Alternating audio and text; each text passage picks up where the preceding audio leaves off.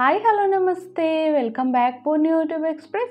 ఈరోజు మన special recipe సింపుల్గా టేస్టీగా ఆనియన్ పరోటాని ఏ విధంగా చేసుకోవాలో చూపించబోతున్నాను.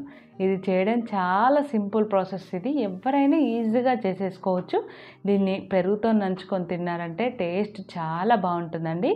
చూస్తున్నారు కదా, చూస్తుంటేనే తెలుస్తుంది కదా ఎంత ఎమ్మిగా ఉందో. మరి లేట్ చేయకుండా ప్రాసెస్లోకి వెళ్ళిపోదాం. దీనికోసం ఇక్కడ నేను 2 కప్పుల గోధుమ పిండిని తీసుకున్నానండి. అందులోకి 1/2 టేబుల్ స్పూన్ ఉప్పు వేసుకొని ఈ ఉప్పు పిండిలో కలిసేలాగా ఒకసారి బాగా కలుపుకోండి.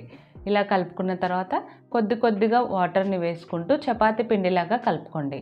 వాటర్ ఒకేసారి ఎక్కువగా వేసుకోవద్దు, చూసుకుంటూ కొద్దిగా వేసుకుంటూ పిండిని మనం చపాతీకి ఏ విధంగా కలుపుకుంటామో సేమ్ అదే విధంగా కలుపుకోండి.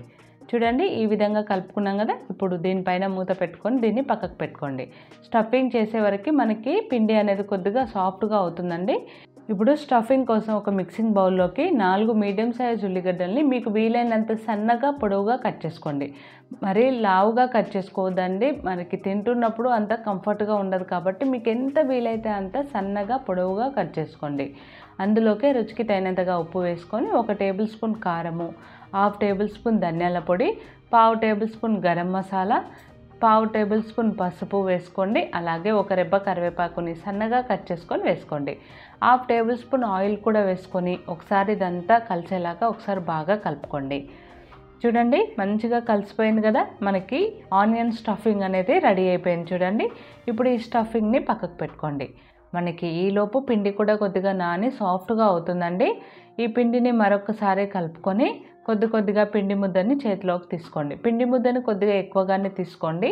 ఈ విధంగా తీసుకొని చపాతీ పీట పైన కొద్దిగా పొడి పిండిని వేసుకొని పిండి ముద్దని పెట్టుకొని చపాతీలాగా ఒత్తుకోవాలి. మరి పల్చగా చేసుకోకండి, కొద్దిగా మందంగానే చేసుకోండి చపాతీని. చూస్తున్నారు కదా, చపాతీని మరీ పల్చగా కాకుండా కొద్దిగా మందంగానే చేసుకోవాలి ఈ పరాటాకి. ఈ విధంగా చేసుకున్న తర్వాత మనం ఆల్రెడీ స్టఫింగ్ తయారు చేసి పెట్టుకున్నాం కదా, ఆ స్టఫింగ్ని మధ్యలో కొద్దిగా ఈ విధంగా వీడియోలో చూపిస్తున్నట్టుగా పెట్టుకోండి. వీడియోలో చూపిస్తున్నట్టుగా ఈ విధంగా ఒకసారి ఫోల్డ్ చేసుకోండి. ఈ విధంగా పొడవుగా ఫోల్డ్ చేసుకున్న తర్వాత మళ్ళీ ఈ విధంగా చుట్టండి.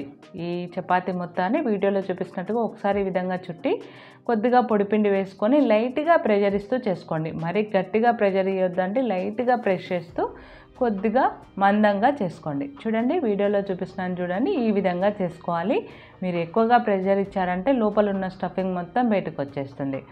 ఇప్పుడు స్టవ్ వెలిగించుకొని ప్యాన్ పెట్టుకొని ప్యాన్ వేడైన తర్వాత మనం ప్రిపేర్ చేసుకున్న ఆనియన్ పరాటాని పెట్టుకొని స్టవ్ని మీడియం ఫ్లేమ్లో పెట్టుకొని ఒక సైడ్ కాలిన తర్వాత మరొక సైడ్ ఈ విధంగా తిప్పుకుంటూ ఆయిల్ వేసుకుంటూ 2 వైపులా కాల్చుకోవాలి. ఒక సైడ్ ఈ విధంగా మంచిగా కాలింది కదా, మరొక సైడ్ ఈ విధంగా తిప్పుకుంటూ ఆయిల్ని వేసుకొని 2 వైపులా మంచిగా కాల్చుకోవాలి. ఈ విధంగా మంచిగా కాలిన తర్వాత ఇప్పుడు దీన్ని ఒక ప్లేట్లోకి తీసుకొని ఇదే విధంగా మిగతా పరాటాలను కూడా చేసుకున్నారంటే వేడిగా మనకి ఆనియన్ పరాటాలు రెడీ అయిపోయినాయి. చూసారు కదా ఎంత సింపుల్గా ఉందో. సింపుల్గా ఉంటుంది, టేస్ట్ చాలా బాగుంటుంది. మనకు దీనికి ఎక్స్ట్రా కర్రీస్ ఏం అవసరం లేదు. ఇంట్లో పెరుగు ఉంటుంది కదా, పెరుగుతో నంచుకొని తిన్నా సూపర్గా ఉంటాయండి. మరి ఒకసారి ట్రై చేసి ఎలా వచ్చాయో నాకు కామెంట్ చేయండి. మరి ఈ వీడియో మీకు నచ్చితే లైక్ చేయండి, షేర్ చేయండి. మరిన్ని మోర్ ఇంట్రెస్టింగ్ క్విక్ రెసిపీస్ కోసం పూర్ణి యూట్యూబ్ ఎక్స్ప్రెస్ ఛానల్ని సబ్స్క్రైబ్ చేయడం మర్చిపోకండి. Thanks for watching. Bye bye.